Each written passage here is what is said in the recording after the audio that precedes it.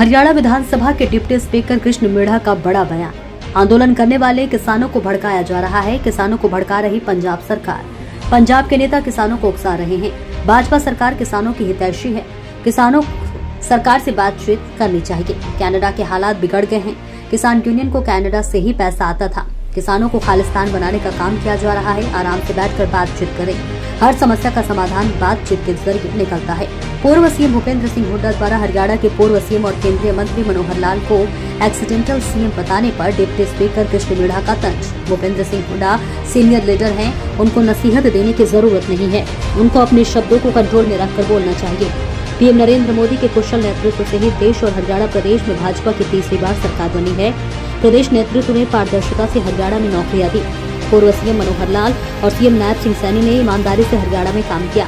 मिढ़ा ने कांग्रेस पर निशाना साधा। चुनाव हारने के बाद ईवीएम पर ही दोष लगाना कांग्रेस की पुरानी आदत। कांग्रेस अब बेचारी हो चुकी है।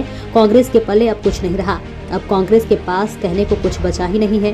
नाच न जाने आंगन टेढ़ा की कहानी कांग्रेस के साथ हो रही है। देखिए सिरसा से अक्षित कंबोज की खास रिपोर्ट। देखिए, आज सिरसा में किसान मेला लगा है, उसमें मुझे आने का सौभाग्य प्राप्त हुआ। और सबसे पहले तो मैं लोहड़ी और मकर संक्रांति की सभी को हार्दिक शुभकामनाएं देता हूं और मां भगवती से प्रार्थना करता हूं कि मां सबका कल्याण करे और सबके घरों में सुख शांति और समृद्धि बनी रहे, ऐसी उस मां भगवती से प्रार्थना करता हूं। और आज मुझे सिरसा में किसान मेले में आने का अवसर मिला है, ये मेरे लिए बड़ी खुशी की बात है। और जबकि मैं ये कहूँगा कि सिरसा वालों ने मुझे बहुत प्यार दिया। तीसरी बार सरकार का गठन हो चुका है सेंटर और हरियाणा में, किस तरह से देखते हैं? देखिए, मैं ये कहूँगा कि सेंटर में तो ये कहेंगे हमारे देश के प्रधानमंत्री जी माननीय मोदी साहब की नीतियों को लेकर तीसरी बार भारत के लोगों ने पूर्ण रूप से विश्वास जिताने का काम किया और तीसरी बार सेंटर में सरकार आई। मैं ये कहूँगा कि पूरे हिंदुस्तान को ही नहीं, विश्व के प्रत्येक व्यक्ति को, प्रत्येक देश को पता था कि तीसरी बार फिर भारतीय जनता पार्टी सरकार बनाएगी और तीसरी बार फिर से देश के प्रधानमंत्री माननीय मोदी साहब होंगे। और वहीं पर हरियाणा ने भी अपना रिकॉर्ड कायम करने का काम किया।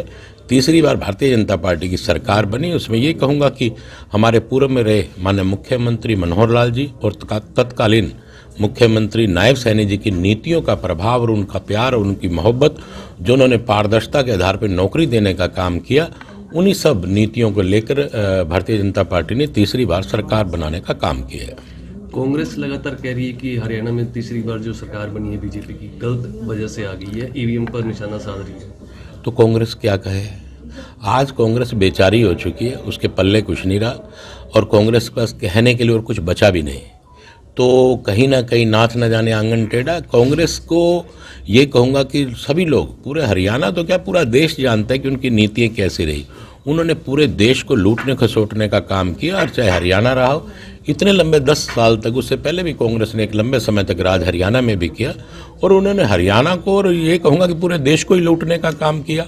आज देश की जनता जागरूक हो चुकी है और वो जानती है कि हमारा भला कौन कर सकता है। वो अच्छे से जानते हैं कि भारतीय जनता पार्टी, सेंटर में बैठे हमारे देश के प्रधानमंत्री माननीय मोदी साहब, जिन्होंने आज हमारे देश को ऊंचाइयों पर ले जाने का काम किया। 5वें नंबर पर हमारा देश है और आने वाले समय में ये तीसरे नंबर पर आ जाएगा। हम किताबों में पढ़ते थे कि सोने की चिड़िया, मैं ये कहूँगा कि आने वाला समय सोने के शेर कहलाने का काम हमारा देश करेगा। वहीं पर हरियाणा की नीतियां आप सबके समक्ष हैं कि किस प्रकार से हरियाणा में बड़े प्यार और मोहब्बत से और लोगों को हर प्रकार से सुख सुविधाएं देने का काम भारतीय जनता पार्टी ने किया, हमारे मुख्यमंत्री ने किया, जिसकी बदौलत तीसरी बार सरकार बनने का काम किया।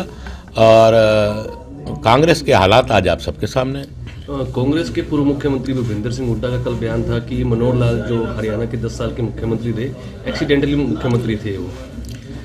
देखिए, उन्होंने तो ये भी कहा था कि इन्हें किसी चीज़ का अनुभव नहीं है, लेकिन इतने अच्छे ढंग से सरकार चलाने का काम हमारे मुख्यमंत्री जी मनोहर लाल जी ने किया, वो आप लोगों के समक्ष है। उन्हीं की पॉलिसियों के आधार पर तो तीसरी बार भारतीय जनता पार्टी ने अपनी सरकार बनाने का काम किया।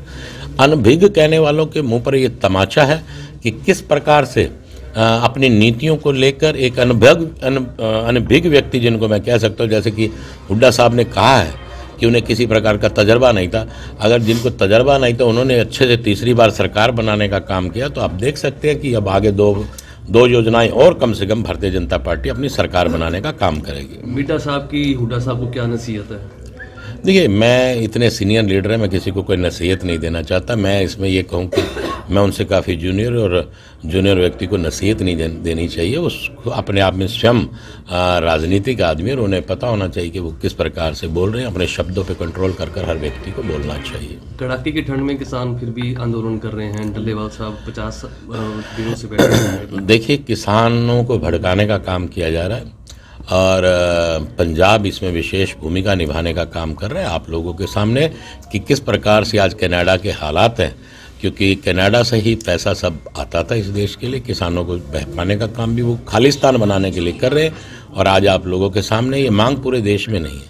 मैं तो किसानों से कहूँगा कि आराम से बैठ के बातचीत करें और हर बात का हल बैठकर ही निकलता है।